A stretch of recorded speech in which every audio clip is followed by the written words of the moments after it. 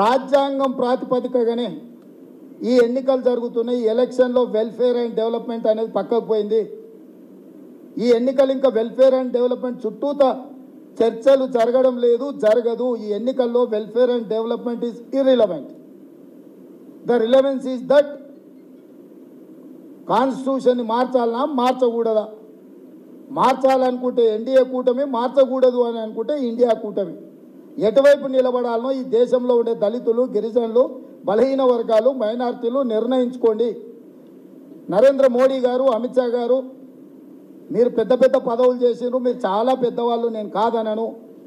నేను మొదటిసారి ముఖ్యమంత్రి అయినా మీ ముందులో చాలా చిన్నవాడే ఉండొచ్చు. మీరు మీ పోలీసులతో బెదిరించాలనుకుంటున్నారు చూడండి, అదొక్కటి మాత్రం జరగదు. కావాలంటే ఒక ఆయన ఈ రాష్ట్రంలో ఉంటాడు, ఫ్రీగానే ఉన్నాడు, ఎప్పుడైనా కావాలంటే మీరు పోయి ఆయనను అడుగుండ్రి. ఇట్లా పోలీసు కేసులతోని, చెర్లపల్లి చెంచల్గూడ జైళ్లతోని భయపట్టించుకొని రాజకీయం చేయాలనుకుంటే తెలంగాణ రాష్ట్రంలో జరిగిన పరిణామాలు, మేము చేసిన పోరాటం ఏందో మీకు తెలుస్తుంది. ఎందుకంటే చీకట్లు ఎట్లాగో మీతోనే మాట్లాడుతుంటాడు కాబట్టి ఒకసారి ఆయనను అడగండి. దయచేసి ఇలాంటి ప్రయత్నాలు మానుకోండి.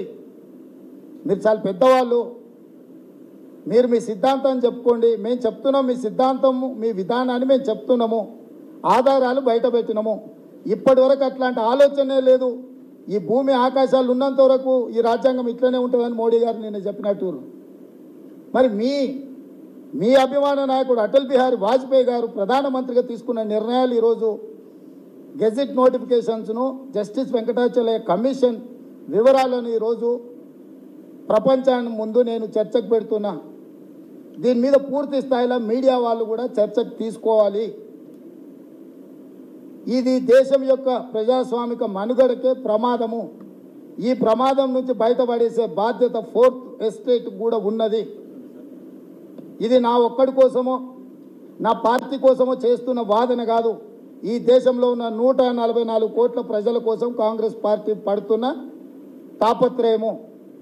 దీన్ని దృష్టిలో పెట్టుకొని మీరు ఈ విషయం మీద చర్చ చేయాలన్నా చేయకూడదా మీరు నిర్ణయించుకోండి.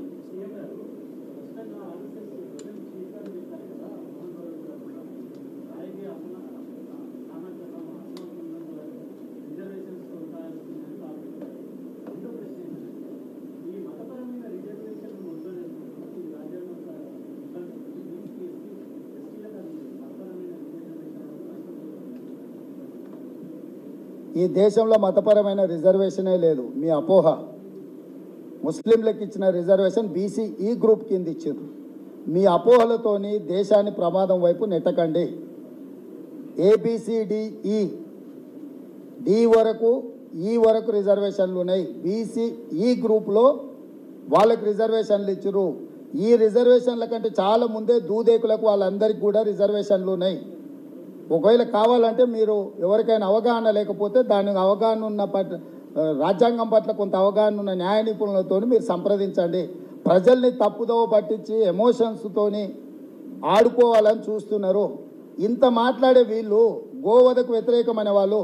లూలు బ్రదర్స్ అని కేరళ ముస్లిం ఇన్వెస్టర్, ఆయనకు గుజరాత్లో అండ్ ఉత్తరప్రదేశ్లో ఆయన స్లాటర్ హౌస్లు ఉన్నాయి, వీళ్ళే పర్మిషన్ ఇచ్చినారు. సో వీళ్ళు చెప్పేదానికి చేసేదానికి ఇలాంటి పొంతన లేకుండా వ్యవహరిస్తున్నారు. ఇప్పుడు క్లియర్గా గోల్వార్కర్ గారు రాసిన పుస్తకం లైబ్రరీలు ఉంది కదా ఆర్ఎస్ఎస్కు, అది తప్పిదమంటారా మోహన్ భగవత్ గారు? వైద్య గారు ఇచ్చిన స్టేట్మెంట్ తప్పు అంటారా? ఒకవేళ తప్పైతే చర్యలు తీసుకోమని నరేంద్ర మోడీ గారు ప్రభుత్వంలో ఉన్న స్పీకర్ గారు, క్యాబినెట్ మినిస్టర్ గారు, చాలామంది, నేను ఒక ఇద్దరిద్దరు కోట్ చేసిన జస్ట్ ఎందుకంటే మీకు భారతీయ జనతా పార్టీలో నరేంద్ర మోడీ ప్రభుత్వంలో ఉన్న వాళ్ళు ఏం మాట్లాడినరని. సో వాటిని కప్పిపుచ్చుకొని మీరు ఆనాడు వాళ్ళ మీద ఏమన్నా చర్యలు తీసుకుని ఉంటే ఇట్లాంటి చర్చకే తావులేకపోవు. మీరు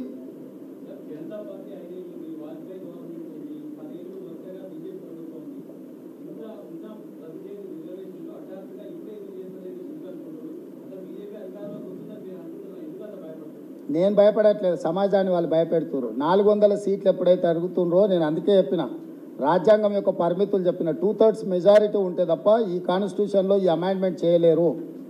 50% పైగా రాష్ట్రాలలో ప్రభుత్వాలు ఆమోదిస్తేనే రాజ్యాంగం ఇదవుతుంది. అందుకే వాళ్ళు 8 రాష్ట్రాలల్లో ప్రతిపక్షాలు ఎన్నుకున్న ప్రభుత్వాలను కూలగొట్టారు. ఇప్పుడు 400 సీట్లు గెలవాలని అన్ని రకాల దుర్వినియోగాలకు పాల్పడుతున్నారు. గతంలో ఏ రోజు కూడా ఎన్డీఏ ప్రభుత్వంలో కూడా వాజ్పేయి గారికి 182 సీట్లు మాత్రమే ఉండే. ఏ రోజు కూడా వాళ్ళకి సింపుల్ మెజారిటీ కూడా లేదు. ఇతర కూటముల మీద ఆధారపడి దేశంలో 2-3 రాష్ట్రాలలోనే ప్రభుత్వాలు ఉన్నాయి ఆ రోజు. కాబట్టి ఆ రోజు వీళ్ళు అనుకున్న ఆ ఆలోచనను అమలు చేయడానికి రాజ్యాంగమైన పరిమితులు అడ్డుపడ్డాయి. ఈరోజు అవన్నీ దాటుకుంటూ వచ్చి ఇంకెట్లయినా చేయాల్సిందే, ఈ విధానాన్ని అమలు చేయాల్సిందే. అందుకే 400 సీట్లు కావాలని అన్ని అరాచకాలు అభ్యర్థులు